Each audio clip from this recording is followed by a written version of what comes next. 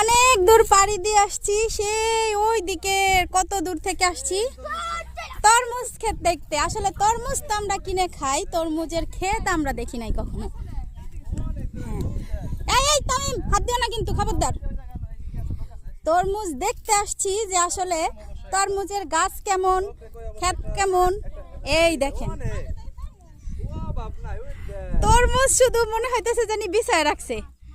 মাশাআল্লাহ, লোক তো পাইতেছি না। লোক পাইলে তো হ্যাঁ অবশ্যই একটা খেয়ে যাবো। লোক পাইলে মাশাআল্লাহ মাশাআল্লাহ। দাদা লোক আছে নাকি? তাহলে পাকাটা ছিড়বে খাও।